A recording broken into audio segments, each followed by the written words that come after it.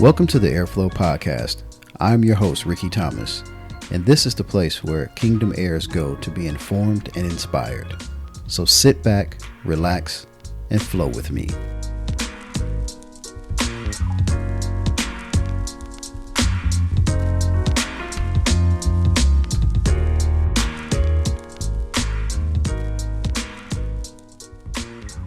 All right, welcome back, everybody, to another episode of the Airflow Podcast. I'm your host, Rickey Thomas, and today I have a special guest who is not a stranger to this show. She's the most beautifulest co-host ever, my lovely wife of 19, going on 20 years, Casandra, KK, affectionately known by me and others. Welcome back to the show. Thanks for joining me on this episode. How are you doing? I'm doing great. How are you? I'm doing well. Are you going to give me the professional voice now? See, she trying to start with the professional voice again. She doing it. So this episode, I really wanted us to talk about our experience, and I know we can't get into all of it today, but I want to talk about just being parents. And obviously for us, we're going to be speaking from the perspective of parenting children as a married couple. Neither of us have kids outside of our marriage. At least I don't think we do. Do we, KK? No. But neither of us, I can't talk. I can't give any opinions because it's meaningless for me to give an opinion about raising kids outside of a marriage because I don't have that experience. So I want to stay focused on the piece of us being married and just talking about, the things that we've experienced just parenting our kids. So kind of the first thing I want to touch upon, we've been parents for a little over 18 years now. Our oldest daughter is 18 in college now, which sounds crazy to think about that. Let's just start there. How does that feel to you? To have a child that is 18 and in college at this stage of your life? Well, I guess it feels kind of weird. It's funny. I guess the time went by so fast that I know a lot of people say enjoy the times when they're young, especially when they get to high school, because time flies by so fast, and it definitely did because it feels like she just went to school. I can still remember things that happened when she started her freshman year, the feeling that I had, going with her, doing her orientation and everything, and just felt different. I mean, I felt sad because our oldest child was growing up and, going to high school, but it's also an anxiety time as well. Yeah, I mean, you talked about the high school. I'm just thinking back to bringing her home from the hospital and being nervous that I was going to break her. Now both of us have been around babies. You've had a fair share of time taking care of your nephew, when he was little, and I've been around a lot of babies growing up, so I knew how to hold them. But it's just different when you're the responsible party for that baby. And I just think about holding her in the hospital, seeing her when she was born, bringing her home, and just that whole experience. And now going from bringing her home into our house to pushing her out into the world and sending her off to school to be the young adult that we raised her to be. So like you said, I'm not sad. I just look back and say, man, where did the time go? And it seems crazy because 18 years and, thinking back to high school, middle school, starting middle, elementary school, and just all of those different time frames of, these kind of marks in time. It's like, man, we have a college student. So emotionally, yeah, I think it has been crazy. But with the same token, like you said, it's beautiful to see that, our hard work in parenting and God's blessing has led us to be able to see her off and, continue to support her in every way we can, just like our other kids. So, yeah, that wasn't what I really wanted to ask, but just thinking about that, I'm like, man, that's the first thing to start off with. We got a daughter going to college, so that's big. It's definitely a different feeling. I mean, I was emotional all over again with her going to college. I think it kind of prepared me from when she was boarding at the web school since 10th grade. You know, I was very, very, very emotional then. I didn't want to let her go. But I think that time kind of prepared me for college, and it almost felt like since she's been at home with us since I guess March doing distance learning, then over the summer, it's like I had to experience that feeling all over again, but it didn't feel as bad as it did then. But it's still hard. It's always hard to see your kids leaving home, going away. Plus, you know, even though she's in college in town, you still feel like, man, when am I going to see her again? Because she can choose not to come home on the weekend. You Yeah. know, playing basketball. She can be away doing things with basketball. So you just never know when you're going to see them again. So Yeah, it's a different feeling. it is. It is. I think I was definitely prepared. I think I was more prepared than I thought I was going to be because I was emotional. I think I held it in up until the time we got ready to leave, leaving her at this in high school when she went to her sophomore year to her boarding school. So that experience was crazy, and it was tough the first few weekends of taking her back up there. She would come home on the weekends, taking her back. When I took her this time, I don't think I was as emotional, like sad, like I was losing something, like grieving over it more so. I think I was more excited for her in taking this next step. I was probably more excited than she was, um, because this is what you prepare, and whether it's college or going on to a career, vocational school, whatever it is, it's just exciting when you see your kids go to the next place. And I think I didn't take that for granted. I don't think either of us did. We didn't take it for granted because our kids could be doing a whole lot of other things that are not positive, not good. So just to see her going into the next step and making sure that this is what she wanted, was very important for us, and not really pushing her into that because college isn't for everybody. But the fact that she wanted to take the chance to go, I think, and that was in her plans to go, was exciting to see her reach this level. So yeah, that was it's crazy. It's crazy. And I think each child is going to be a different experience because they're all three different. So with Sinai, Sinai's our oldest, our daughter, kind of think about what we've experienced so far, and some of the lessons that we learned from being parents when Sinai was born to now where we are, where she's in college, Trey's in, a sophomore in high school, Christians in fifth grade. What are some of the lessons that we learned from starting off with Sinai to where we are today with, all three of them and being parents for over 18 years now? I think one of the lessons is every child is different. I mean, Yeah. I think at times people want to compare or put them in the same category, and you can't do that.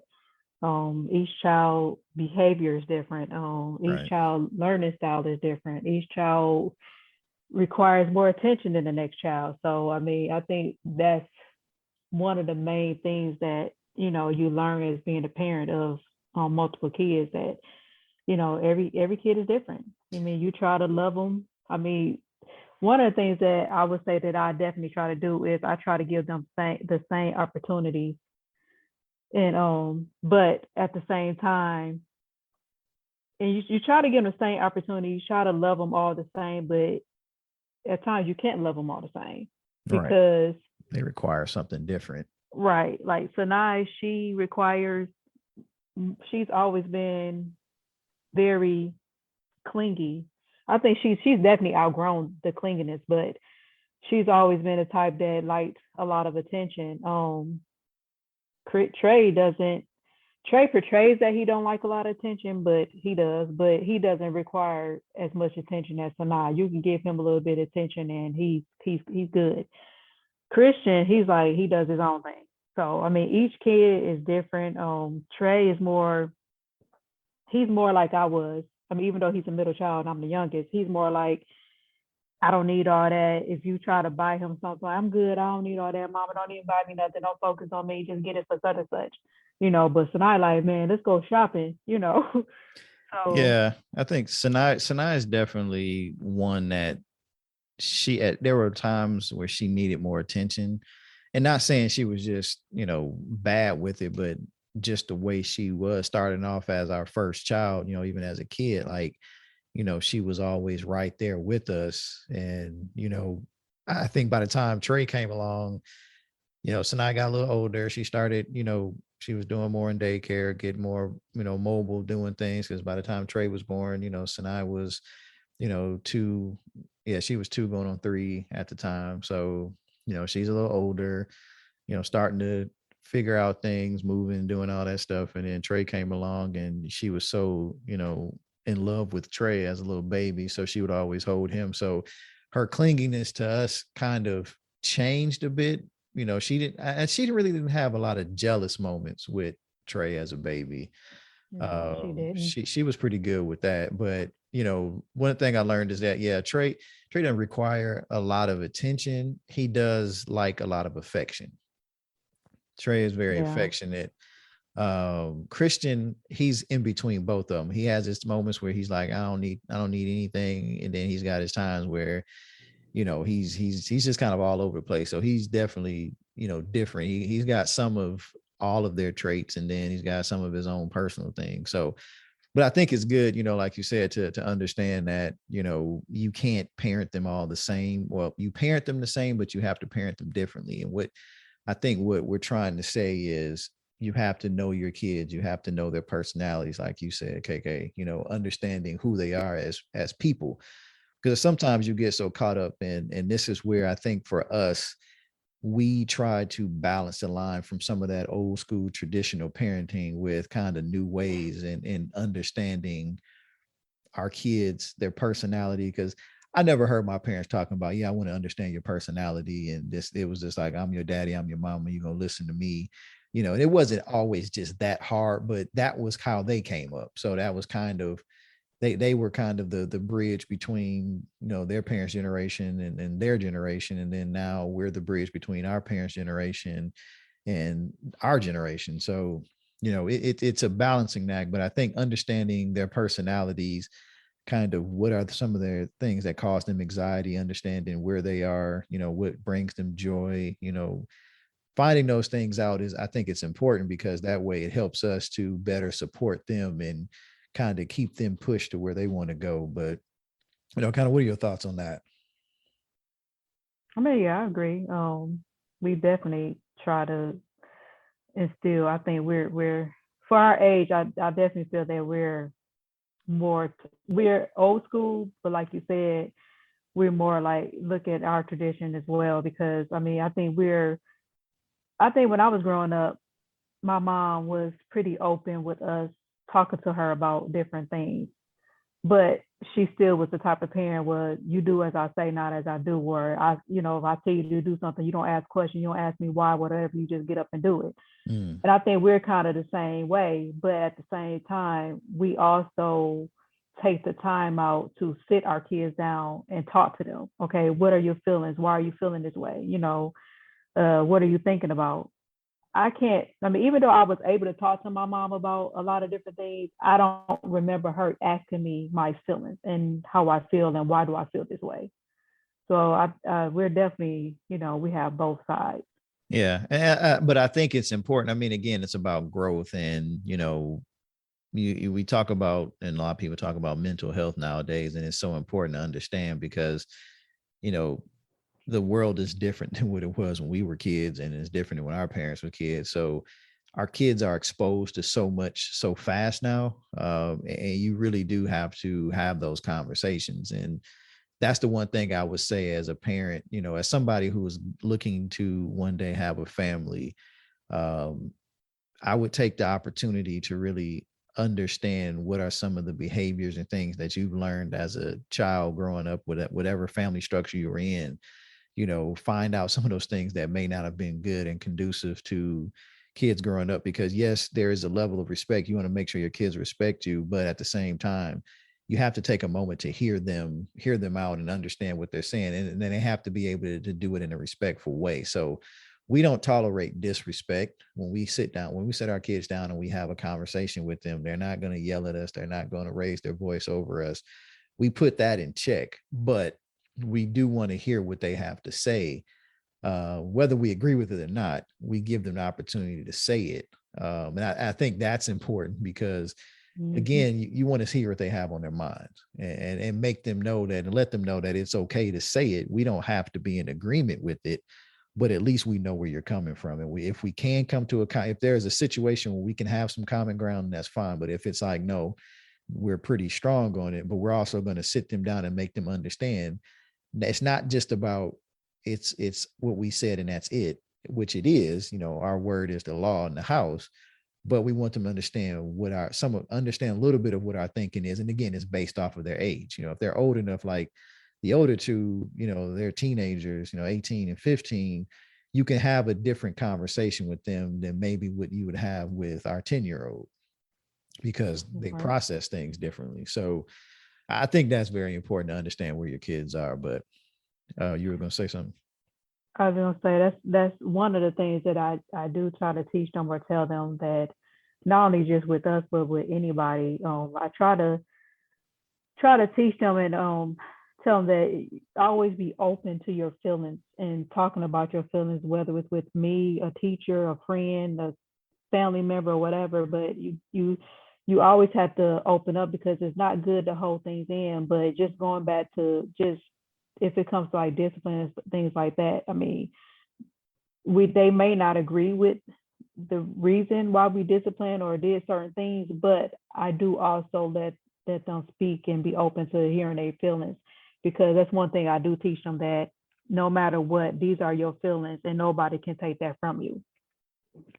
Yeah. And again, it's important to balance it out, because yes, these are your feelings, but you have to learn how to express them. And I think giving them the avenue to express those feelings, again, not saying that because you can feel a certain way, but the way you feel doesn't necessarily constitute to the reality of what the situation is. And sometimes you feel the way you feel because you are a child. Well, in their situation, they're a child, and they don't have the insight or the wisdom that we have to why we had to discipline them, or why we got on to them about certain things. So you know in the moment, we may not have the conversation right off the bat to explain it and why we got on them for whatever they did. But I will say, we will go back and sit them down and say, okay, so now that we've de-escalated a little bit, let's talk about that a little bit more, because I don't like just yelling for the sake of yelling and then walking away and then there's nothing, because I think that's where you start building up that animosity between parents and kids. And that's where kids just feel like they have to close off because parents just don't understand. So Right. I think it's good to do that. And that's something that I've learned with the kids throughout the way. But again, is knowing that they're all different. Like Sinai, you just looked at her wrong and she would jump, like, especially if she was little, she would look at you like you beat her. Like, we never beat her. We never really had to whip her, but she had this fear of us at a young age. And it was so weird because I'm like, we never touched you like that. Right. We So, hardly raised our voice up to her and everything. She just, I don't know what was going on with that girl yeah. And Trey and was a her little mind. different. Trey was different. He wasn't as fearful, I would say. He respected us, and then Christian was just totally different. He was just in a world of his own. So Christian had no fear of anybody At all. at a young age. So they, again, all different personalities, and some were some of them were stubborn, some of them were easygoing. And as they got older, I think exposure to the world kind of changed them a bit, which kind of leads me into the next thing I want to talk about, being a parent, and looking at different things, and trying to balance, they're trying to balance the kids out, because you've got to kind of think about where you get to the place of balancing protecting the kids versus equipping them for the real world in the future. And sometimes, I look back and I say, do we shelter our kids too much, or are we sheltering them? Are we keeping them from experiencing things, or, are we protecting them? And so I have that kind of internal struggle with myself. And I know you and I have talked about this, but, what's your your talks? What are your thoughts on, just that whole point of balancing kind of, protecting them and sheltering them from things versus equipping them for the real world, like really saying, okay, you're going to have to experience this pain because you need to know this is what happens when you do A, B, and C. I mean, let everybody else tell the people in our family and outside our family, they felt that we shelter our kids. I don't feel that we sheltered our kids. I feel that we kept them protected to things that they didn't need to be exposed to at their age. Um, I think we were very open to certain things age appropriate as far as just for instance, social media. I know we probably didn't let Sanai get Snapchat till I can't remember how old she was or Trey. But at the time when we didn't let her or Trey get it, they didn't need to have it. Snapchat, or I would say, well, they never really got on Facebook, but Yeah. Snapchat and all them different things. I mean, I think we let them do it at the age that was probably appropriate for their age. I mean, again, I think a lot of people might have said that you guys shelter your kids, you guys don't do this, but a lot of people that said they don't really know us and know our situation. But at the same time, it, to me, it's not necessarily just an age. It's all about maturity. Because I mean, a kid can be 9 or 10, and they may be mature enough to handle certain things. Right. So I mean, I don't know. I don't feel that. I don't feel that we shut them. I mean, even I think we let them be exposed to certain, like, as far as I'm just gonna say cussing or whatever. I don't think we stopped our kids from watching TV shows or certain things because it was cussing on it. Because my thing was, you're gonna hear that at school, which they did hear at school. Elementary school, there was conversations that, and when Sanai was in first or second grade, conversation that she overheard at school that I'm like, what are they doing talking about that at school? So, I mean, I don't know. Again, I don't feel that we're sheltering them, but I do feel that we kind of kept them protecting things that they didn't need to be exposed to at certain ages at the same time. Yeah, I mean, and I don't really care what people say about what we. I mean, I won't say everybody. I value certain people's opinion, but I don't really care too much about what people say about how we raise our kids. My biggest thing has always been looking at them, knowing who they are, and knowing what they can handle. You know, Right. I think Christian being the youngest, I think has been exposed to, or he has been able to process and comprehend more at his age than Sinai and Trey when they were at that age.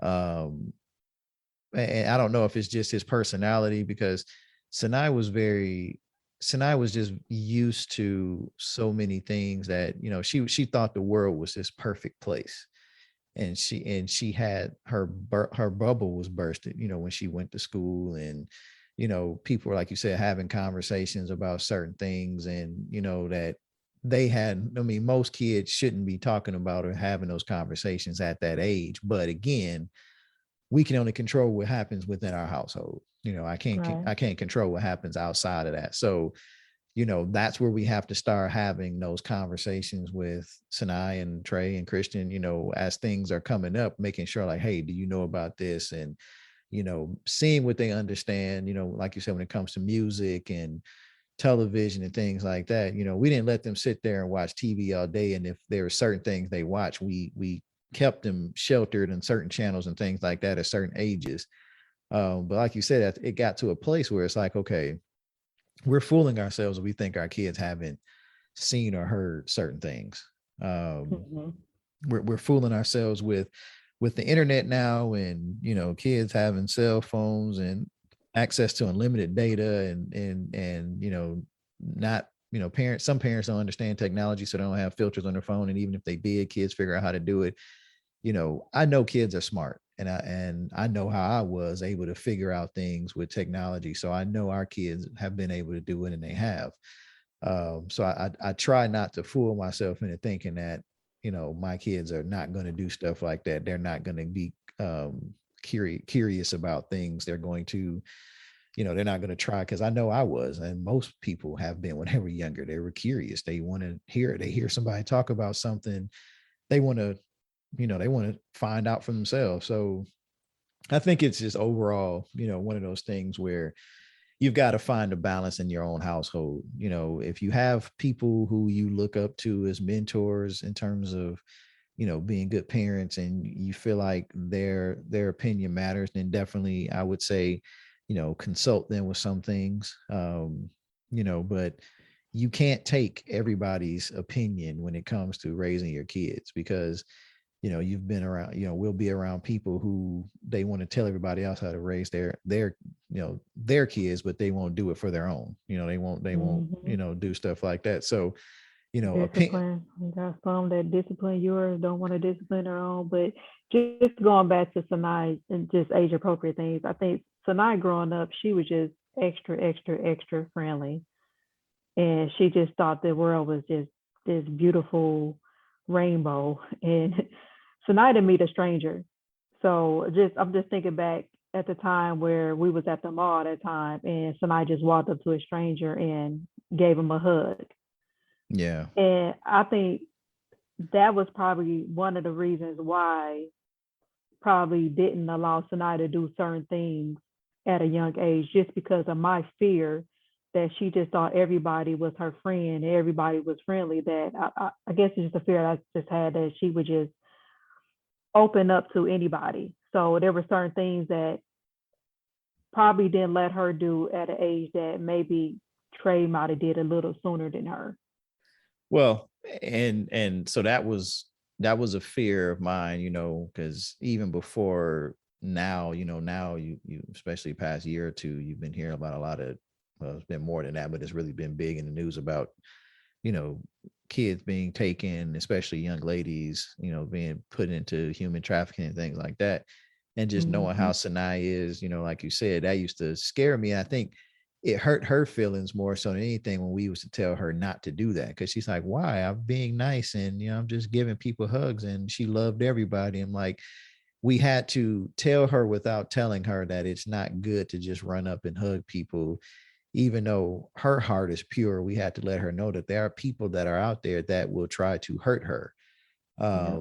And sometimes, again, whether or not they, some people have experience of somebody hurting them, and so they just do it. They're sick, and they have to get help, and there's things that cause them to do certain things, and why they do it, I don't know. There's different reasons, but she really couldn't fathom that. And I think it bothered her. But then as she got older and her eyes started to be opened up a little bit more. I think that crushed her in a lot of ways. It did. Just seeing how the world really is, and people, everybody that you thought, because she used to say, everybody's my friend, like that's my best friend, everybody's her best friend. And then she always wanted people to feel like they were, she wanted people to feel like they were, she was their best friend, and everybody liked her. And it was tough when people didn't like her. It's not to say that she was perfect, and she didn't do things that probably made people mad, and whatever the case may be. But when somebody said, I'm not your friend, that like crushed her. That used to, like, she used to come home and say, so and so told me they're not my friend anymore. And she was like in tears, because of that. So Trey was different, and Christian was totally different. Christian was just like, well, whatever, they said they're not my friend, that's okay, they're not my friend, I don't care about them anymore. And he just moved on. But I think so that's when I think when her eyes had started opening up to the world, I think that's when, because Sanaa she used to be very talkative. Like I said, very talkative, very friendly, didn't meet a stranger. But I think at that time when her eyes had opened up to the world, that's when Sanaa started getting more into her shell, being more to herself, being more quieter. She doesn't speak as much as she used to. I mean, she's still friendly, like, she's definitely friendly. That's just her personality. But at the same time, you could tell now that she's older and she's been exposed to a lot of other things that she's more her shell, and she's more, I mean, she's more, what's the word I'm looking for? Cautious, I guess, with a yeah. lot of things. Yeah, I think as she's got walls up now to certain, and sometimes it's good. She's got more, I guess, filters, and she's not letting people, just get to her, and she's learning more and more. So it's a transition for her. But as a parent, I think for us to, it's a balancing act again, to, you don't want to overexert yourself into her her process, but you also want to make sure that we're guiding her and giving her support, letting her know that this, our home is always going to be a safe place for her to come and talk and, express things. And, it's just important for us to keep that with all the kids, um, because I think just you have to have some sanctuary. You have to have a place where you can go and just feel like I'm not going to be judged. Even as parents, sometimes our kids feel like we may judge them just because of things that they do or say, and the differences in our ages and how we came up and different things. And I think from what I've seen a lot of times, kids these days, they do feel like they're judged by so many. And as parents, we have to do our jobs not to make them feel judged. We have to discipline, but not judge them in a way that they feel like they have to live up to a standard, and sometimes it's a standard that even us as parents haven't even met. So, we have to be realistic about how we present ourselves to the kids, which is very important because, we have to tell, and I think we do a good job at that. We do a good job about being transparent with our kids, obviously age appropriate things as they get older. We have conversation, they experience things, and we can be a little transparent about the experiences that we've had and letting them know that, there are some things that we have in common and finding those common areas. And that helps us to be able to bridge that gap in conversation. And then, it opens them up to be able to talk to us a little bit more about just different situations. Um, and I think so. I think that's very, very much so important for us. Mm-hmm. So this is a topic, and I want to bring this up because I know I've said something like this before and put it on social media. And I've heard different people post this, or read it where they posted or they put videos about it. But from your perspective, do you think that there is an issue being the kid's best friend or friend in general? Do you think that's a problem? What are your take? What is your take on, a parent being the kid's friend? Wow. I think at a certain age, you can't or you shouldn't be your kid's friend. I think that's a relationship that has to build over time. I guess we keep talking about Sai just because I guess because she's the oldest, but I don't want to make it seem like that's our favorite. But just with Sanai, our relationship now that she's older is probably definitely different than it was when she was, younger, especially when she was going through that age where her body was changing and all that stuff. At that point, I felt like, no, I can't be her friend. I got to be her, got to be her parent because she needs discipline right now. Her hormones going crazy. But now that she's getting older, and now that she's getting older, and it's to the point now where I mean I can't say that we raised her because she's still we still have some raising to do, but she's a young adult. She know at this point she knows right from wrong. She know our expectations and things like that. So now I feel like I can kind of move into the lane of not only just being her parent, but I can also be her friend.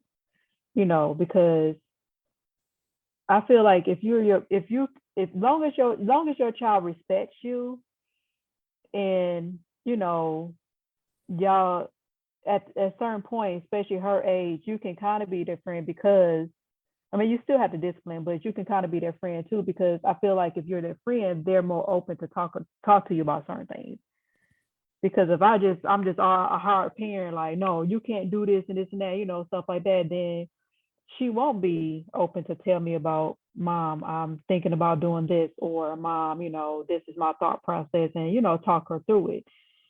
She's going to be more closed minded, like I'm not going to go talk to my mom about this and this and that, because I know what she's going to do. She's going to tell me, no, you can't do this and you shouldn't do this and this, stuff like that. So I feel like at a certain age, you can't get to the point where your kid's friend as well as their parents. You're always going to be their parent no matter what. But I do feel like it's, it's a certain time that you can start being friends, because I feel like besides you, I don't have a lot of friends, and only because I've chose not to have a lot of friends. I don't open up to a lot of people because I don't like people in my space, and especially the ones just trying to just be in your business and stuff like that. So now it's to the point where Sanai's getting older.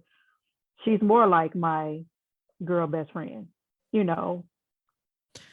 Yeah, I mean, so I think the role of a parent, it kind of encompasses a little bit of friendship, um, a lot of respect and guidance, and your coach. And so you take, it's a lot of roles rolled up in it.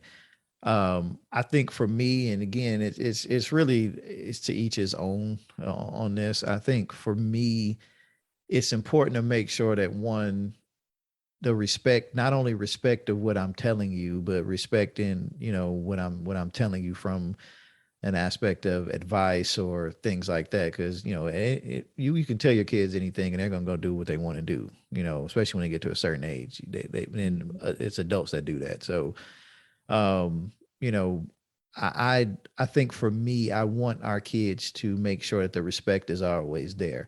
Yes, they need to be able to come to us, and I want them to have that ability to come to us in a manner that they know that they're going to get the realistic answer. They're going to get, or they're going to be able, we can listen to them, but they're going to get the answer that they need to hear versus the answer they want to hear.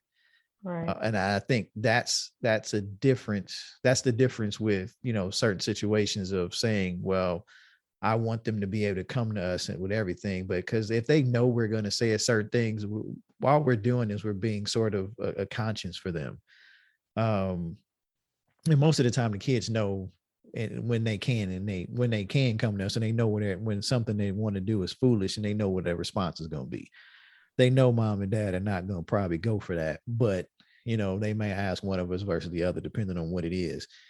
But I think at the end of the day, you know, we've instilled in them enough information, and it's always, we're going to be parenting them until we're gone from this earth. And even then, there's going to be things that we've instilled in them that's still going to be parenting them, until they're gone. So, um, I think we just have, I think there's just I think for me, like I said, it's just a balance, because at certain stages, like, Christian, he's the youngest. When he was younger, he had his ups and downs, but, he was like, okay, that's my little buddy, Christian, my little buddy. Trey was at that place too.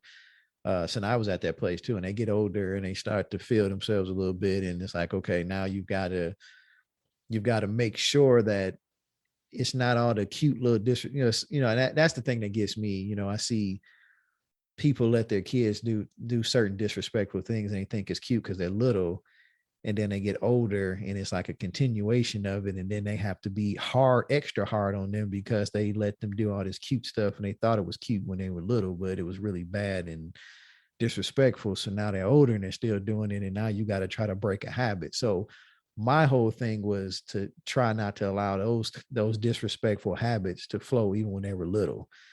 Like, you don't get up in, our faces and do little stupid stuff and, think that was cool, and we always play with the kids and joke around with them. I mean, we always did that, but again, it's the balancing of, how far do you want to go being a friend? Because a friend, I can go to a friend and be like, dude, shut up.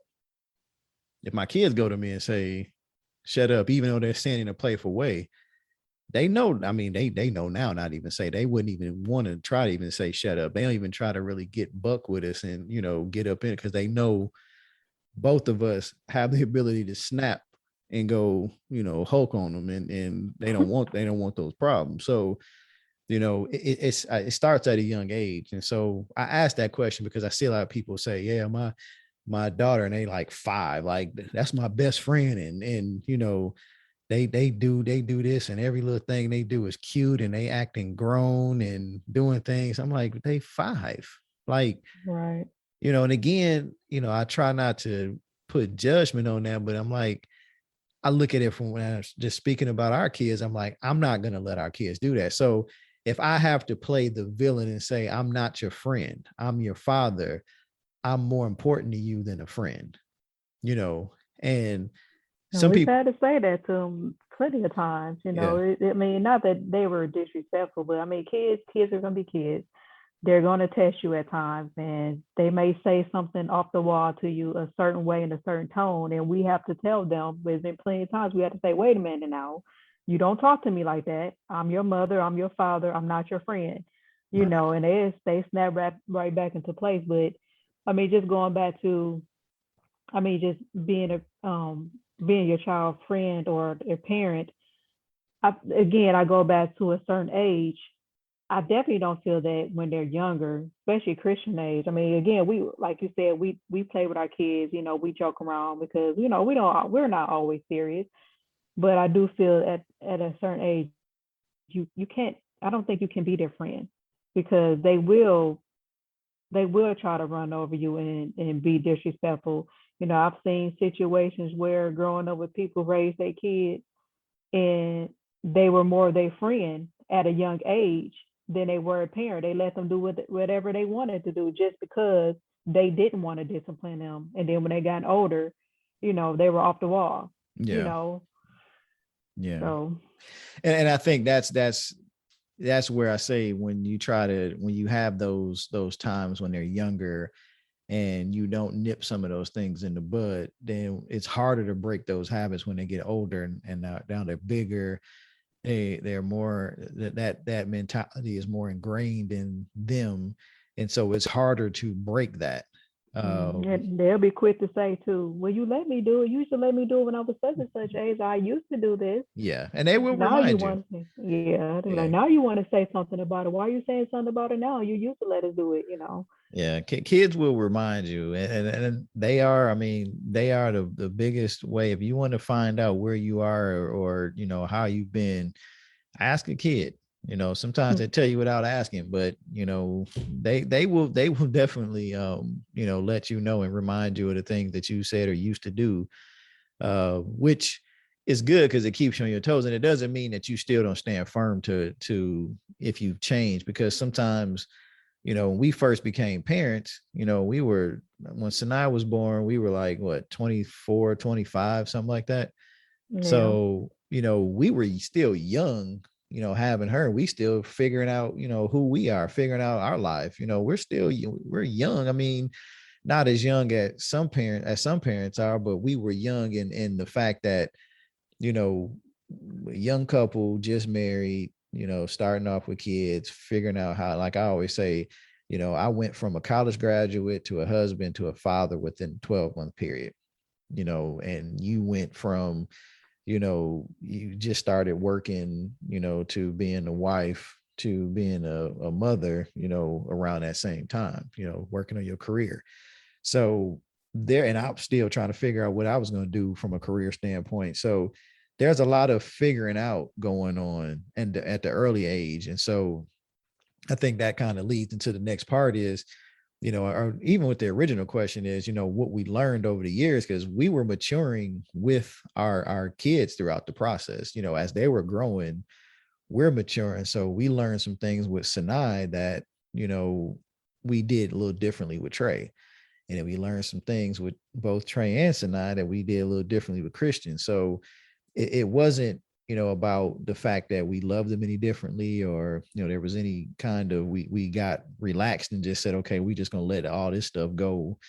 We just got to a place where we said, we learned, we matured, and we said, okay, we know that we need to change this as people. We figured out ourselves. We started to understand a little bit more. We had our kids got, the older two were getting bigger. So when the younger one came on, when Christian came about, they kind of helped us with him in so many ways, just because, he was there, Christian had them as playmates, they loved on him. They always wanted to hold and play with him. And, so we got a chance to observe some different things, because now we've got multiple kids. When you got one, it's kind of you, and it was us and Sinai. And I think with that situation, she was always right there watching everything we did. And so we had to make sure that we were a certain way as parents. And it's not being fake, but again, when there's no other kids around, you got one kid, kids always they're gonna do what you do. They're gonna watch your actions, not necessarily your words all the time. So Mm-hmm. we had to be a certain way. And then when Trey came along, that gave Sanai kind of something else that she could focus on and develop and have as a, I won't say a distraction, but she kind of had him. And then when Christian came along, they both kind of gravitated together and took to him. So it gave us an opportunity to step back and be able to really observe our kids in a different way. So I'm not advocating to have a lot of kids so you can let them, so it takes the pressure off of you, because it doesn't. Having multiple kids, it's a blessing, but it takes work. Just like one, it is definitely a blessing. So we A lot talked. of work. Yeah, it is. But I mean, it's worth. I think it's work that's well worth it. So for in that situation or that instance, for you, what ways have you enjoyed being a parent? I just enjoy it. I enjoy just spending time with my kids and making memories, doing different things with them. Like my mom always says, she still brings this up to this day. The time that we let Sanai go up there and stay with her, that she's supposed to been with her the whole summer, which I never told her that, but she said I did. But I mean, I just me being a parent, I just can't. Even though at times, I get tired and probably want to break, I enjoy being around my kids. I Yeah. enjoy making memories with them. I enjoy taking vacations and just doing different things with them, different experiences. Just going for a hike. I like to do different things with my kids. Even though as a parent, you get tired and you want to break, but it's times where we had a break and I'm like, man, I'm bored because you're so used to being with your kids and doing things with your kids. Yeah. So I mean, even though being a parent is I'm not gonna say it's easy. It's definitely not easy. But like you said, it's a challenge that's well worth it. I enjoy being with my kids. I enjoy being a parent. I mean, if I can have more kids and financially support more kids, I probably would have had about 6 kids because I enjoy kids and I enjoy being with my kids. But 3 is enough. Well, I think if God blessed us with more, we would definitely be able to take care of it. I think you just got to the place where you was like, I ain't having no more. I'm done. Yeah, I didn't feel like going through the pregnancy and all that. I mean, if I had a better experience being pregnant, not having being sick and things like that, then I probably wouldn't have mind having more. But I mean, now it's to the point where again I enjoy being with my kids and being around them and everything and just having fun and laugh. I love the times that we're just sitting around and just laughing and joking, just having a good time. But now that they're getting older, which I mean I'm not rushing it, I'm to the place now where after Christian done raising kids, now it's time to wait on our grandkids. Yeah. So KK like ready to skip ahead to the next phase of going straight to grandkids, and then No, not being right able to now. being able to travel the world, and then just drop in, see the grandkids, and keep moving. I'm definitely not rushing to become a grandmother, but I'm just saying that No, so now if you listen to this, we not pushing for you to have no babies. Trey, you too. So just know, wait till you're married and they have are kids. they already know. I definitely put that in their head all the time. Yeah, But we I we mean, preach that. We preach that. I mean, obviously things happen, but we and just to we let them know that even having kids within a marriage, there's still challenges. Um, but when you have two people committed to each other, working at together, you a lot of times have a better chance if those two people truly came together for the right reasons. And I'm not going to go into the marriage piece of it, but more so just from a parenting standpoint. If you got two people that are balanced together well, they look at life the same, they want the same things out of life, they're different, but their differences complement each other. And, you have the same ideas about raising kids and all that stuff. I mean, those are things that are important, because we know it doesn't take much to make a baby, but Mm. to raise them in an environment and, to give them the type of lifestyle that maybe you didn't have, or to give them more than what you have. And, it takes a lot. And it's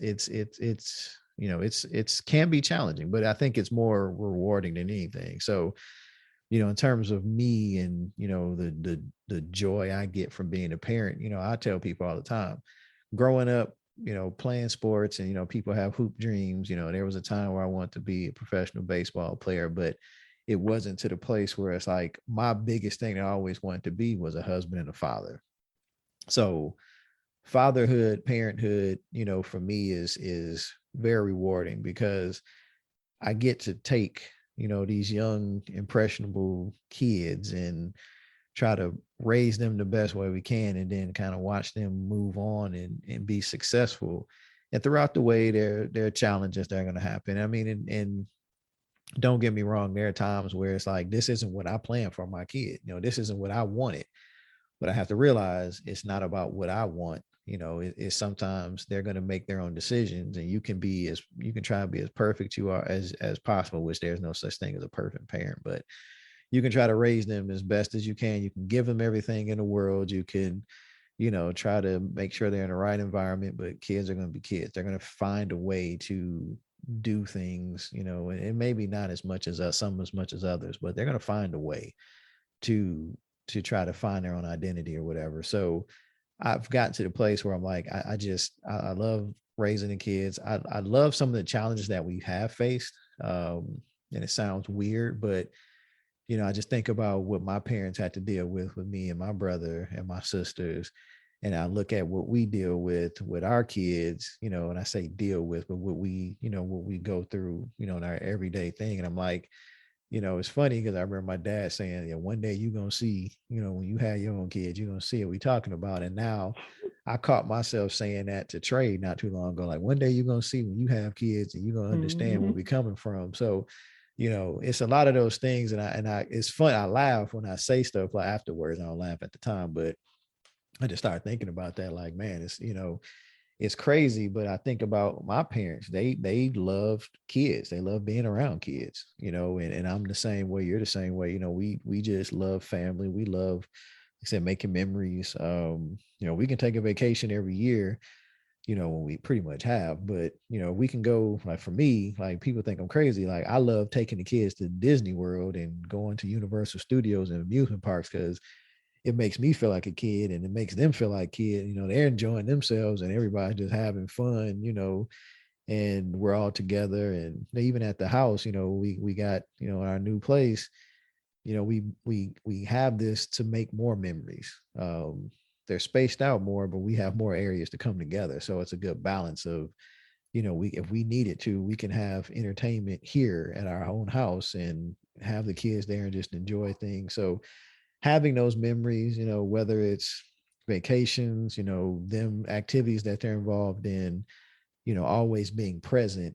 And then I think both of us have done a good job of balancing work and that aspect of parenting and being present for our kids. And that's been very important. I've enjoyed that part of it as well. Yeah, definitely. I mean, I guess for me, I've always wanted to be a wife and a mother as well. I mean, I've always loved kids since I was younger, so it was just destined for me to have kids or whatever and just enjoy it, them and just different memories. But another thing, like you said, I enjoy just watching them play sports and looking at their growth throughout the years. And I think we both have done a good job at that. If we both can be at a game, we would split up. You'll be at one person game, and I'm at the other, or we switch or whatever. But I mean, I just like you said, I also enjoy just being present because I just remember growing up that when I played sports, my mom wasn't too present because she worked, things like that. So I just feel like just being a parent and watching your kids in different sports and just doing the things that they love. Just I think that's very important. I mean, I enjoy just the times that I go up there and surprise them for lunch. I usually try to, at Yeah. one point, I used to try to do that at least once a month. Each of them go and take them something to eat and just sit down with them and have lunch with them. I enjoy just doing different things like that and different experiences and, just being a present parent.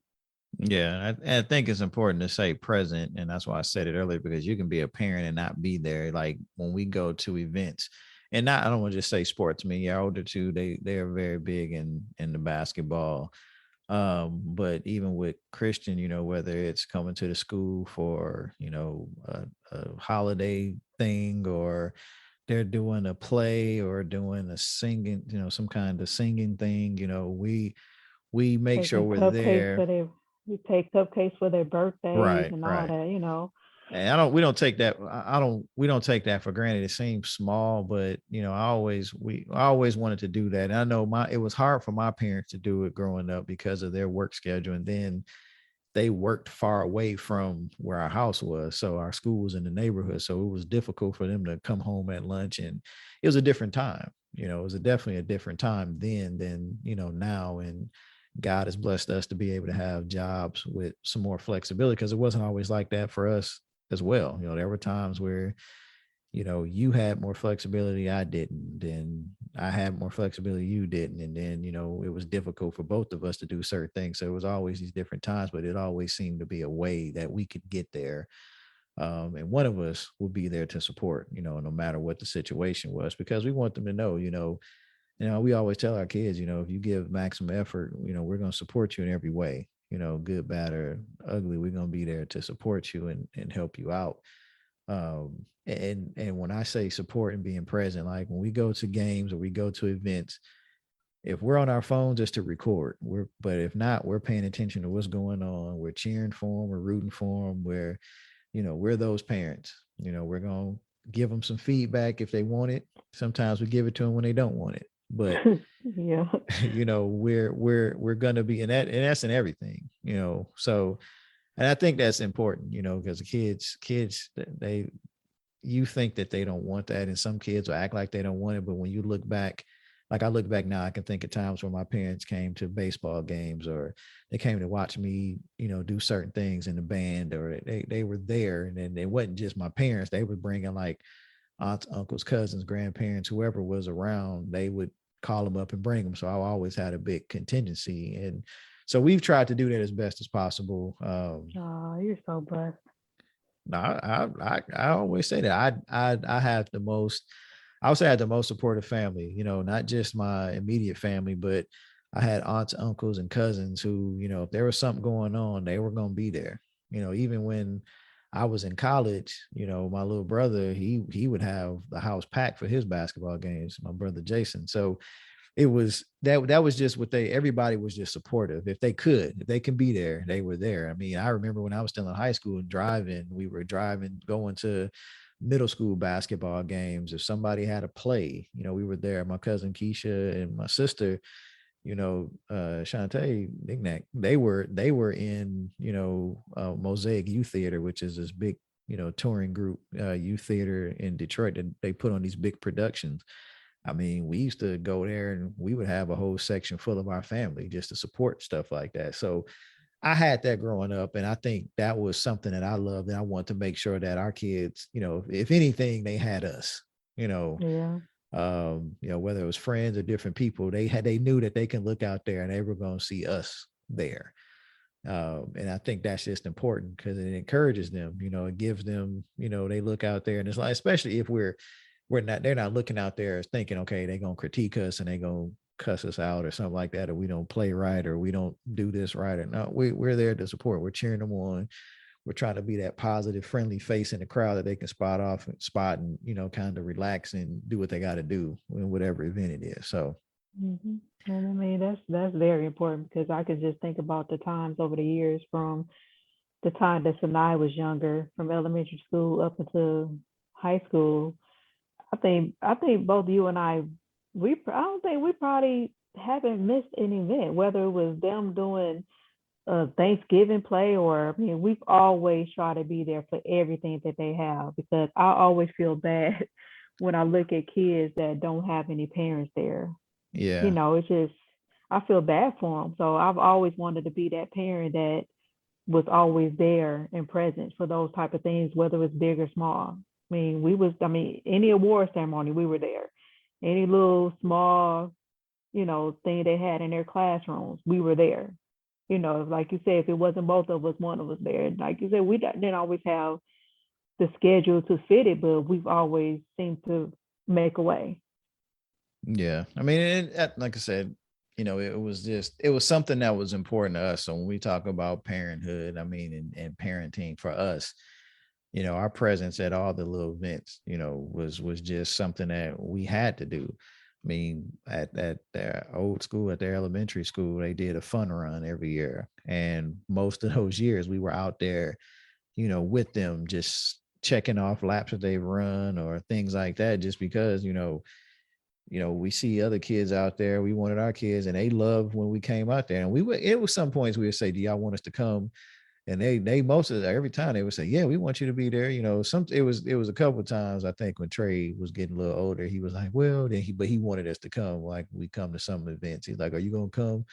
And he'd be like, "Well, you don't have to." And then we're like, "No, we gonna, we're gonna be there." And he's like, "Okay." So he was going through that. I'm cool. I don't want nobody to come and embarrass me. But we ain't the embarrassing type. But nevertheless, we definitely are there and being present. So Yeah. um, you was gonna say something?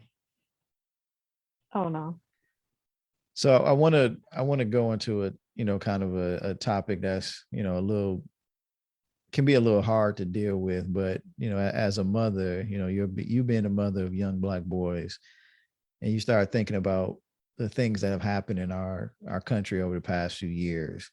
You know, how has it been for you to deal with a lot of the stuff that's been going on? The things about our young black men being killed for whatever the reason being, but just seeing that they're seemingly showing that they're targets on their back, and having to, you know, really care and protect them, and make sure they understand the the the realism of going out into the just walking down the street in certain situations. How has that been for you over the past few years? I'm gonna be honest with you. I try not to think about it. I mean, I don't watch a lot of news or anything like that, because I don't like to always hear the negative things that go on, because I know how I am, that would affect me. But I guess it's scary. I guess especially with Trey, because he's older, and I know at times Trey can have a little temper. So that's one of the things that's really kind of, scared to me, because I have to emphasize to him all the time, like, you can't be like this. You can't be so hot tempered to the point where, you just want to just go off and stuff like that, because all it takes is for you, just your body language and how you say things. You can do that to a police officer, and you liable not to even come home. So that's one of the things that makes me, with him at times, a little nervous. I think he's gotten better over the years, but it was a point in time where his little temper was just off the chain. And you just have to, just really talk to him and just explain to him, the reasons why I feel this way, why we feel this way, and just be real with him with what's going on in the world, and just be cautious, because, like we say, your job is to come home every day. You can't Yeah. go out there and it's. I guess when I say just hot tempered, Trey, he had a time where he had to prove his point. You know, when he felt a certain way, he felt strongly about it, and he's going to make sure that you hear what he's saying and understand why he's saying it. But you can't do that outside of home sometimes, because everybody don't love you like your parents do, first of all. And going out there and doing those kind of things with police officer or anything else, get pulled over and trying to explain, well, I was speeding because of this, and why are you pulling me over, something like that. Just have to emphasize to him that your job is to come home. You got to be as peaceful as possible, but be respectful. Try to, if you have to try to explain what's going on, you still have to follow the directions of the police officer or whatever, and so that you can come home safe that day. So, I mean, it's scary. Again, I try not to think about it. I'm not going to, I mean, I prayerfully that neither one of our boys would ever experience that, even with Christian being a young age. I guess with the little boy that got shot for playing with a little gun at the park. Tamir Rice. Yeah. Like I don't even let Christian I won't even let him go out the house. I mean, he don't really have a lot of gun toys like that, but I wouldn't even buy him anything like that just because of that situation. Yeah. So And and I think that was one of the things. I mean, it's so the biggest thing, like you said, is your job is to make it home, like come home. And that's even for me, there are times where I look at things and it's like, okay, I've got something bigger and greater than to try to argue my point in a situation. And, I want to say this for the record. I know that I'm not saying that all police officers are looking to do anything to, you know, are always out to do something bad. It's not all of them. There's always a few rotten apples in the bunch. But, you know, I think it's important to say this though, what I've had to sit down, and the fact that I have to sit down, and I had to sit down and talk to the boys and even Sinai about, with her driving, and just making sure that they understand that it's not worth it to try to win an argument in situations like that. It shouldn't, don't let it right, escalate to an argument. You keep the cooler head, because you know the unfortunate part about it is when you look at it on, and I try to look at things on both sides of the equation. There are some police officers who are overworked. There are some police officers who don't have the right kind of training to be able to de-escalate situations. They don't have training on how to have crucial conversations, and to be able to again deal with conflict, and period. So I have to understand that's that. Then there's the human side of things, where there are cops that are out there who are scared. They're probably more scared than you, and they've got the gun and badge. Um, so we've got to understand they want to try to come home each day to their family, and so by keeping the situation de-escalated as best as possible, that's going to help you. But for me as a father, again, as a Black man, a father of boys, and having a young lady as as the oldest, I think the challenge as always has been, we teach them to stand up for themselves and stand up for what's right. But there has to be a caveat with that in certain situations, because again, I don't want my son walking around having to feel like he's got to defend himself because of, you know, some road cop that decided to do something, wrong, or, whatever the case may be. Again, I'm not trying to push this on, but, about police brutality. But again, there's been so many examples of it out there, and I don't want him to be a statistic, or any of them to be a statistic for that matter. So for me, it's always about making sure that they understand the situation that they're in, the environment that they're in, the people that they're around. Um, I think we've been very careful about just making sure our kids pick their friends wisely, mm-hmm. because the people that you hang out with, perception is real, and perception can be reality in most times. And, the people that you hang around, you may be the best person in the group, the nicest person, no attitude, this, that, and other. But because you hang around people who are known to do certain things that are not looked upon, and with a good eye, you're going to be lumped with that group. So again, you got to understand who you're with, and so we try to give them those little tips and tools. It's like, it's okay to have friends. It's okay. I want you to feel good about hanging out with people. Um, and we're very picky about just people we let in our space, in our house. If our kids have friends and we're like, they got too much going on, we don't want to bring that into our home. And explaining that to them to make sure they understand that it's not an indication, or it's not an indictment against them, but we just want to make sure, like, okay, you want to hang around this person, and you tell me this person is always getting in trouble at school. They always talk disrespectfully to teachers, this, that, and the other. So what's going to stop a teacher from thinking that you're just like them if you're always hanging tough with that person? Unless the teacher or that person, or the people you're around, the authority figures you're around, unless they know you and have a in a relationship with you to the place where they just know that you're hanging around somebody or you're just around that person, but that's not you, but we try to make sure that they understand that, um, be careful of the crowd you and the company you keep.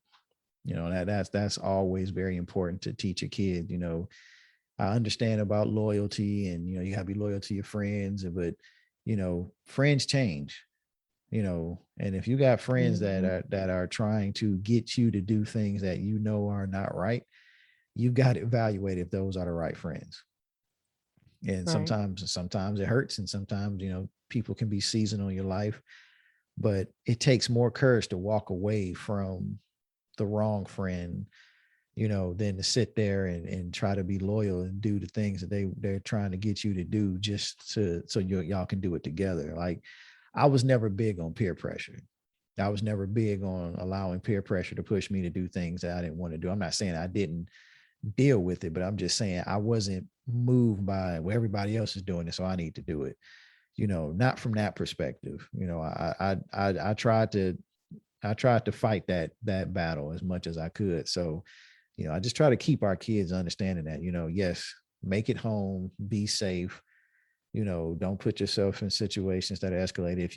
If you're around people that escalate very fast, you see a situation going left, you know, remove yourself from it, and safely as you can. Just get away from it, or just don't be involved with those people, because you're just setting yourself up for, you're setting yourself up for failure. So, Yep. I agree. all right. Well, I mean, I think we've touched upon a lot of things when it comes to parenting. I guess one last thing, and like I started off with, we can only speak about our experience as parents, within the context of our marriage. But what would you say are some of the benefits of parenting within a marriage, as opposed to, well, I'll just say, just stick it with that. Just stick to that. Parenting within a marriage. What are some of the benefits of being a parent within a marriage?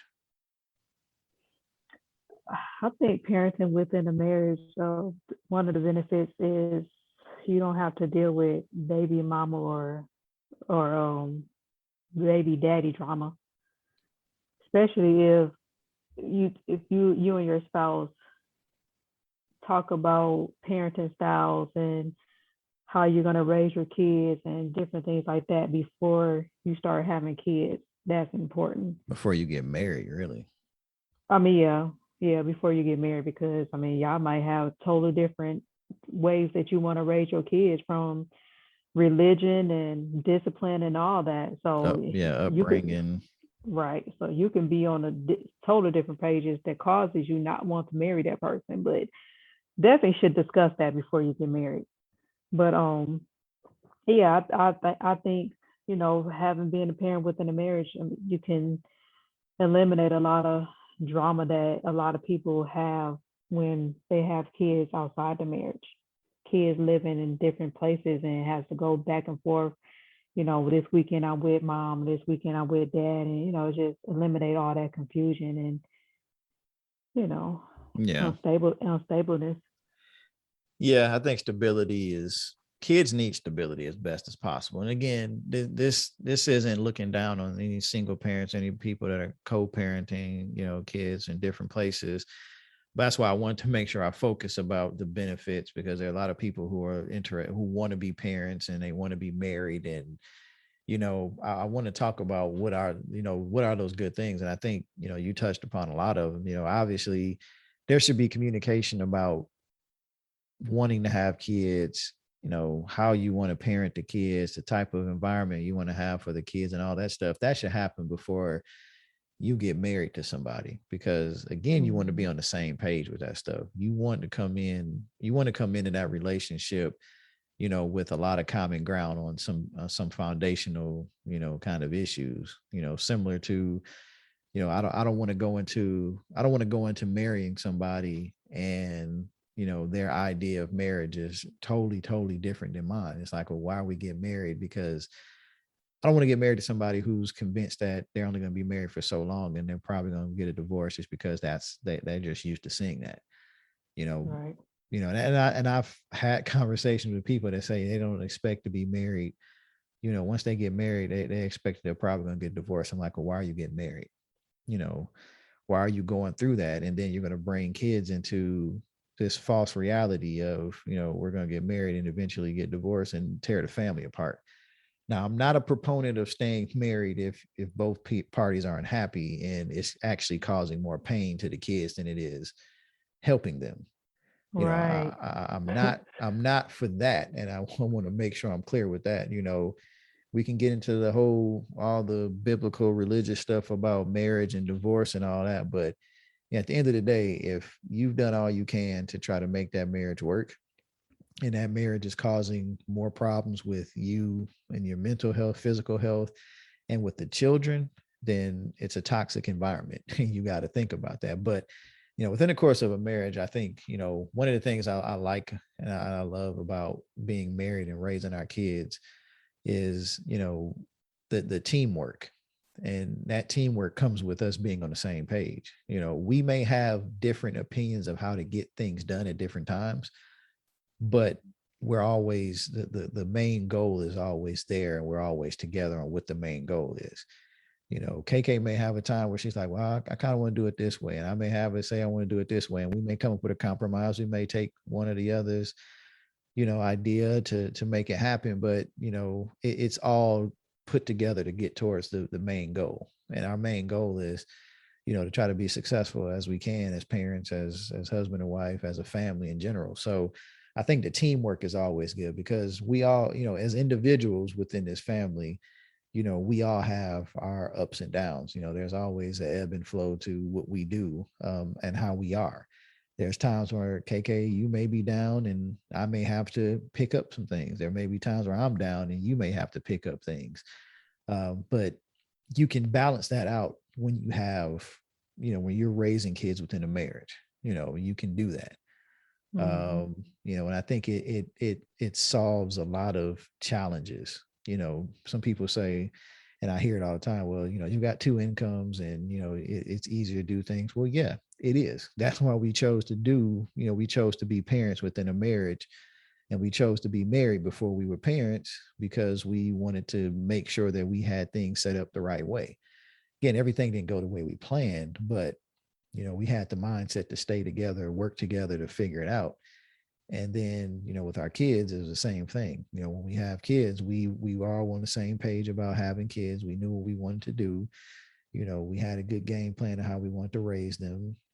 Again, it's not perfect, because your kids are going to change things, and God has, they say, if you want to make God laugh, show him your plans, and there's a lot of things that we wanted to do. And, we had visions for this or that, and it didn't necessarily work out that way, but God's timing and God's ways are always perfect. So, I can't complain about anything. But again, I just feel like being able to provide our kids this type of environment, this type of stability. And again, I'm not saying you can't have happiness in a single parent household, because I know plenty of people who, their mom or their dad, or, or they were co-parenting, like I said, in two separate households, but they gave the kid or kids all the love possible. I'm not saying that can't happen, but, I'm just thinking about what we wanted to do, and our goal, and, the role that in the family that God intended to be was, mother and father raising their children,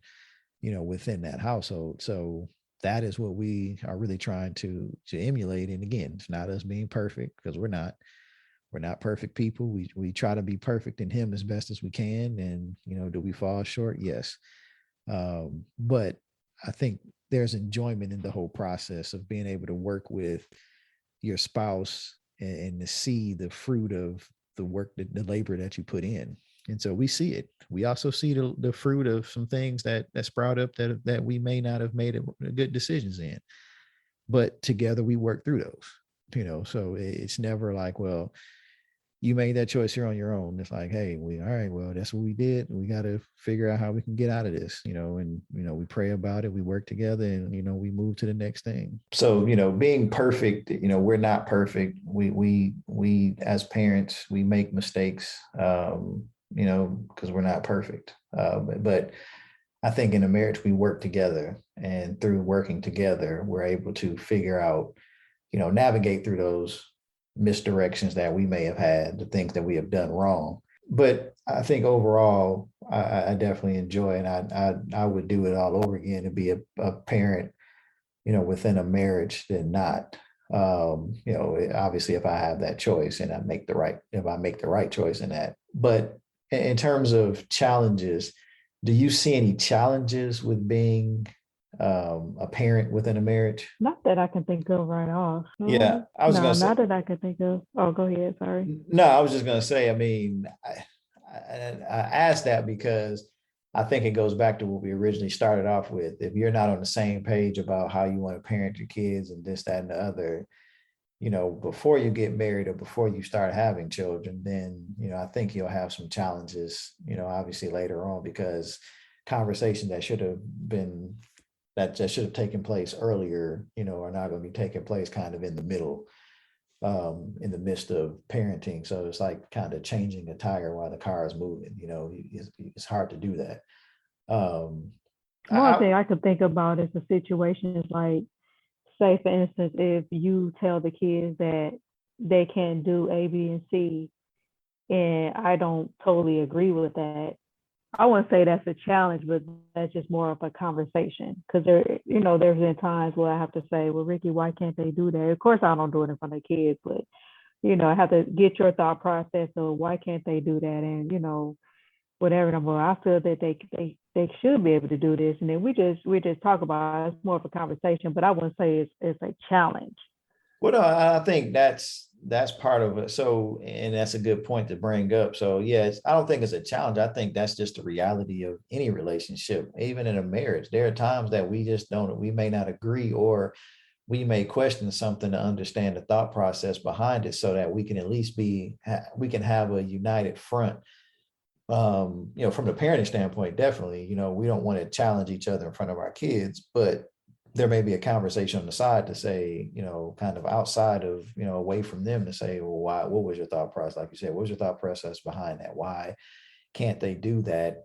And then, at some point, it may not be agreement, and you may just say, or I may just say, your mom said no, so I'm just going with that, or I said no, and you're like, you just gonna go with that. Your dad said no. So whether we agree or not, it's been said, because the last thing you want to do is contradict the other parent in front of the kids. Right.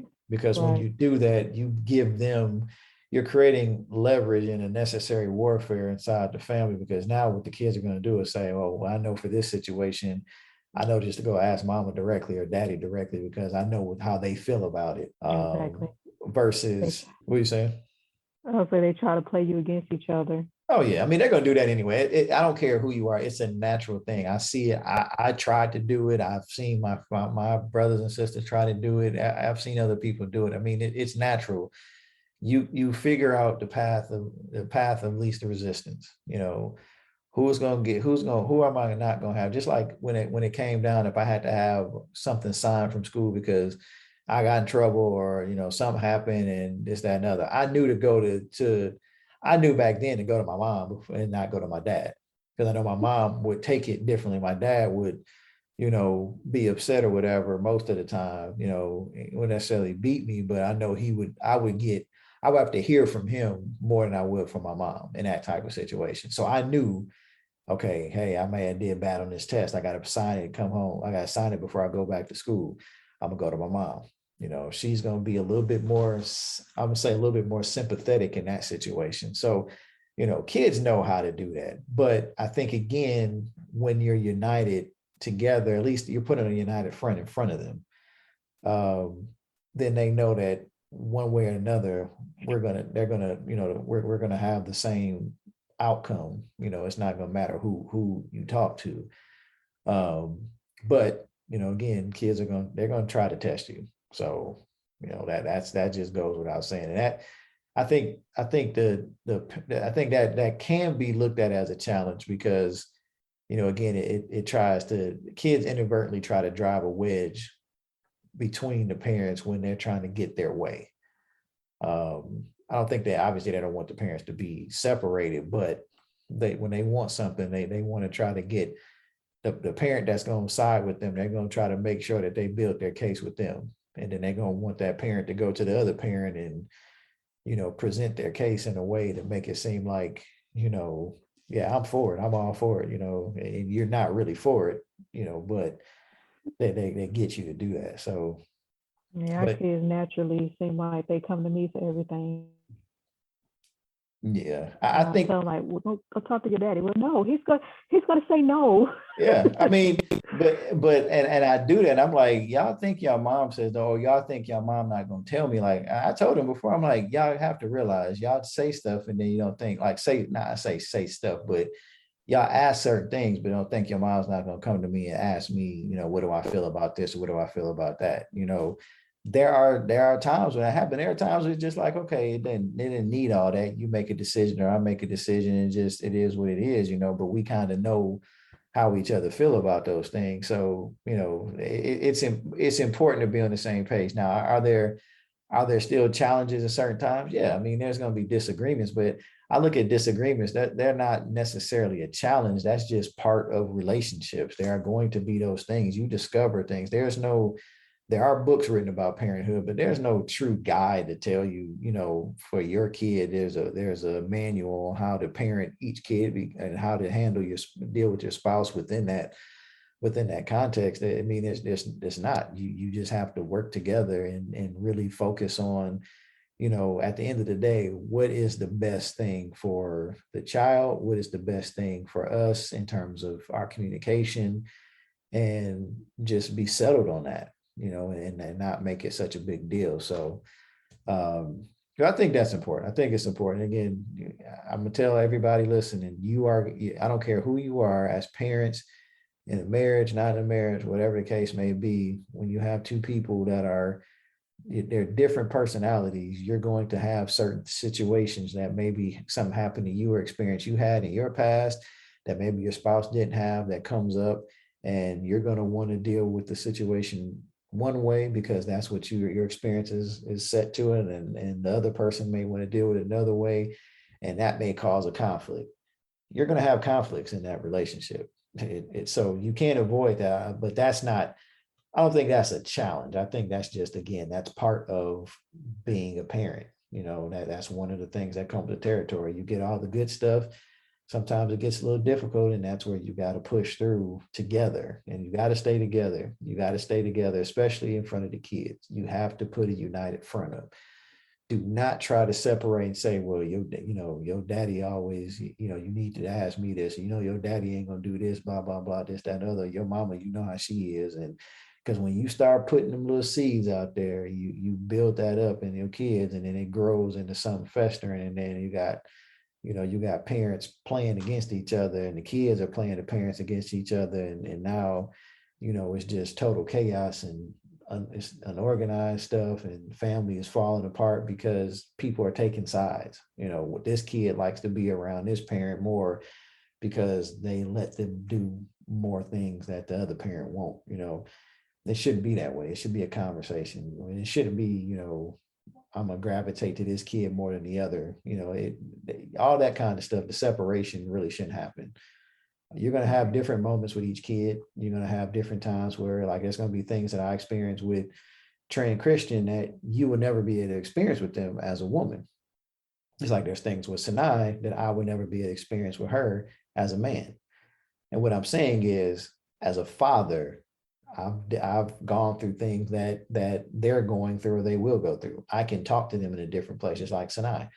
You can talk to her as a mother in a way, as a woman, and have a conversation. And I can talk about it, but I won't give it the justice that you could, Yeah. so those are things that, I don't take that for granted. Again, that's a challenge. It's a good thing in a marriage because you have that other person, you have that's your spouse, you have somebody you trust to be able to have those conversations.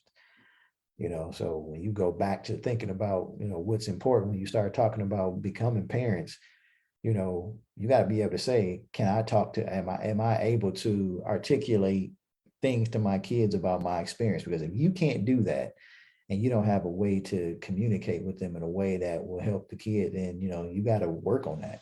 You got to be able to have some level of transparency, or you're going to have a lot of challenges as you get down the road, because you're not going to be able to connect to that child in a way that helps the two of you guys kind of come to a commonality, a common ground on things. So, all right. So I know I said before that was it, but I just wanted to make sure we touched upon that piece, because that is always a big thing too. But all in all, like I said, I enjoy being a parent. I know you enjoy being a parent. I thought it was a good time to just talk about parenthood, and school's back in now, and you know this is kind of the grind time, for a lot of parents, because now you got to balance work and schoolwork and school after school activities and all these different things. And things are really, the dog days of summer are over, where kids, you didn't have to do as much. They had activities and things, but you have to worry about school or waking them up early to do this and get them up to get out of here and drive them here and there. So it's a different time. And I know, again, we're trying to get back to some level of normality with COVID and the pandemic and everything. Prayerfully our kids will remain safe, and everybody's going to be, COVID will start to die down, and hopefully if people are taking precautions or doing whatever they can to prevent it as best as possible, kids will stay safe, the teachers will stay safe throughout the year, and we won't have to switch back to being all virtual again. So for that presents a totally different dynamic to parenting and just family as a whole. So, Yeah. All right. Well, anything else you want to close with, KK? We can probably go on and on and on about this topic, but I think we probably touched on all the important points. Okay. Well, I appreciate your time as always. It's always great to get your viewpoint. I know people hear me talk a lot, and I wanted to bring you on because it's important to have the person you've been partnered with for the past 20 years almost. Just to talk about our experience. Everybody's experience is different. Some people have a totally different viewpoint, and that's good. And then I want to have other people on here to talk about their parental experience, because again, their background and the way they do things may be totally different than ours. There's no right or wrong answer. The best thing is do you feel like as a parent you're doing the best job to raise your kids? It's never a perfect thing, but you got to work hard at it, and that's the biggest thing, is you got to work, just like with any relationship. So KK, I thank you again for joining us. As always, you're always welcome to guest host with me at any point in time. So I thank you for your time. I know you're very busy with a lot of big stuff coming up for you, but we definitely appreciate you joining the podcast today. You're welcome. I'll make time for you anytime. Oh, her professional voice. That was sweet. All right. Well, we're going to sign off here. I just want to thank KK again, or I say KK, I want to thank my wife, Casandra, for joining us on the Airflow podcast. And I look forward to having more conversations just about our experiences just in our life together over the past 20 something years, just being together in general. So thanks again, and hopefully we'll be talking to you soon. Bye-bye. So that about wraps up another episode of the Airflow podcast. I just want to again thank my wife, Casandra, for joining us today, shedding her light and knowledge and wisdom on what it is to be a parent from her perspective as a mother, as a wife. Again, she balances me out in so many ways. So, it makes the process a little bit easier. It's not an easy process to be a mother or a father and to parent anybody, especially in this day and age. But, if you've got a good team, and we gave viewpoints from where we are as a married couple. I know that there are others that are not in the same situation. They're single parents, or they're, raising their kids separately, but together. Some of them are just blended families. I mean, there's so many different dynamics from a relationship when it comes to parenting. But overall, the biggest thing is to have an agreed upon strategy before you even start the process. And even if you don't have that, there has to be a place where everybody sits down and finds that common ground, finding compromises from the mother-father relationship first, and then make sure that there's a united front for the kids. I think that level of consistency is important because it makes sure that it gives the kid the foundation that they need, but again, every situation is different, but from our situation, that's how we tackle it. So, family is important to me. It's important to KK. It's important to our kids. They love being around their family, and we want to continue that. And that is a relationship that mother and father and child and child mother father to their children. That relationship is very important, and it's a foundational piece to especially from the child's perspective because outside their relationship with God, that relationship with their parents is going to be something that's going to form a lot of opinions. It's going to form a lot of things in them as growing up to be young adults and moving on to and being citizens of this world. So I think it's just important to make sure that we give them as much as we can, enough structure, enough guidance, but know when to allow them to experience that the stove is hot when you touch it without burning and having it's warm, it's warm and it's warm enough to cause you to think about it, but it's not warm enough where you're doing some real damage. So knowing how to navigate those waters, and it's important. So we thank you guys for listening. Again, any information that you want to give, any feedback, anything, if you're interested in being on the podcast, I've got people I'm going to be reaching out to, as I always do. But if there's something that you want to just talk about with me on here, if there's any information that you want to share, or if you want to be a guest on the show, please email me at airflowpodcast@gmail.com. That's airflowpodcast, HEIRFLOWPODCAST@gmail.com. Shoot me an email and just let me know, hey, I'm interested in being a part of your show, or I know somebody who's interested in being a part of your show. I would love to have people on. I love having conversations with people and getting their take on things. And again, there's no right or wrong, but, I love a good discussion, and there may be differing points, but again, that's conversation is good. It's healthy. And as long as the goal is to really inform and inspire people to live their best lives. That's the goal of what this podcast is for. So please reach us there. If you want to check out some of the other episodes, this is your first time, please go to the website, airflowpodcast.com. We have all the episodes there. All 11 episodes now are up on the website. You can go there. You can also find us at your podcast player, any podcast player, most of the major ones out there. So whether it's Apple Podcast, Amazon Podcast, Google Podcast, iHeartRadio's podcast, we're out there on those platforms. So you can also look us up on there, save us, make sure you subscribe, download the podcast. That shows me the support, and it helps me to continue to further what we're doing, to continue to expand and evolve this. So, if you take a moment to go out there and do that. And if you have people, that you think this would be good for, maybe the episode, is good information, you liked it, but there's people that you really think would need to either listen to it, or, they can add more to it, and there can be other discussions, because we can talk about parenting. There's so many things to discuss. We just gave a small sliver from our standpoint. But if you know people who you think would be good to discuss these things, or any topic, definitely share the podcast with them.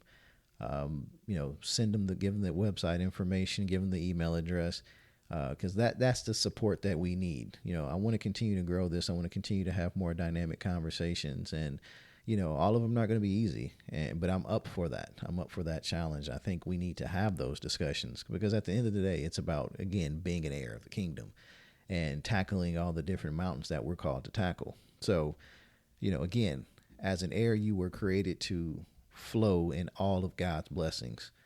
So just continue to move in that vein, continue to be who God has created you to be, not who the world created you to be, but who God created you to be. And if you do that, you will flow in his blessings.